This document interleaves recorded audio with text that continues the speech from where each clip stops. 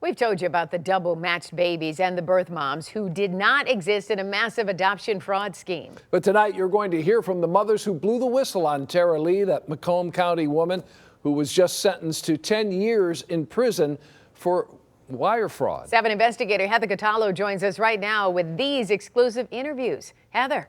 Dave and Carolyn, the FBI and U.S. Attorney's Office here in Detroit worked relentlessly on this case, but they weren't the only ones searching for answers. 3 mothers who say their hearts were broken by Tara Lee's adoption fraud scheme helped bring her down.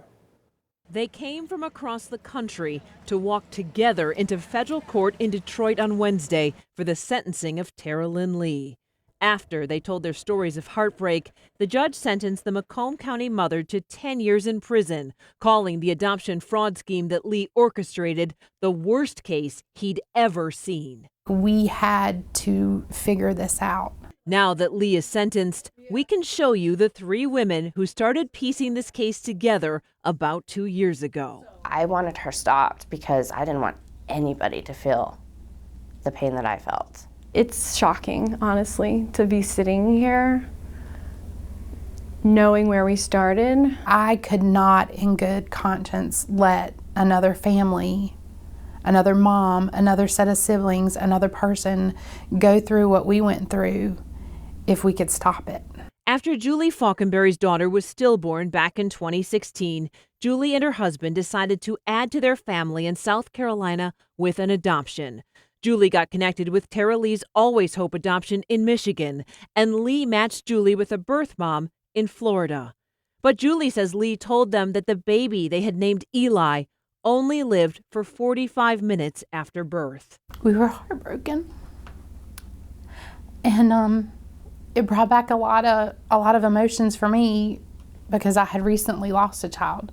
So not only was I heartbroken because we weren't going to have a baby, I was heartbroken for that mom. When Julie later asked Lee for the birth and death records, she says Lee refused. Do you think your baby ever existed? I don't. And that's kind of what took me on my next journey, is I needed to find out. I needed to know if there was a baby. Julie started contacting other moms trying to adopt, like Courtney Edmond from Colorado and Sarah Scott from Maryland. They each paid Lee thousands of dollars, and they each had 2 failed adoptions that just didn't add up. It's a pain I've never felt before. So Julie called the FBI in South Carolina, and agents in Michigan later launched the investigation. Sarah created a private Facebook group, and that's when stories from adoptive couples across the country all started to sound the same. Fail after fail, and then we started hearing details, and then they were listing names of birth moms, and it was timing, like, wait, you were matched with her, but we were matched with her, and that's the same time. Like, we were putting things together.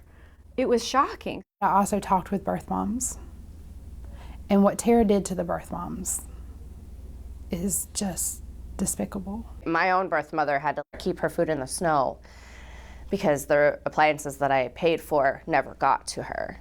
While all 3 women are relieved Lee will spend the next 10 years behind bars, they say this isn't over yet. We don't want to stop here. We want to do big changes for the adoption laws. So many times during their victim impact statements during the sentencing, families expressed the need for national adoption reform, which has been echoed by many of the birth mothers as well. We are happy to report, even though these 3 women lost thousands of dollars with Tara Lee, all 3 of them have been able to add to their families with new babies recently. Unfortunately, though, many families were not able to do that. They just couldn't afford to proceed with adoption after they'd given thousands of dollars to Tara Lee. And with all of the heartbreak, too. Yeah, and we saw that through the anger of the judge, Yes. right, in terms of handing down this sentence and his description of her of evil. Evil. He said if he could give her life, he would. I bet he would have. Thank you so much, Heather, as always.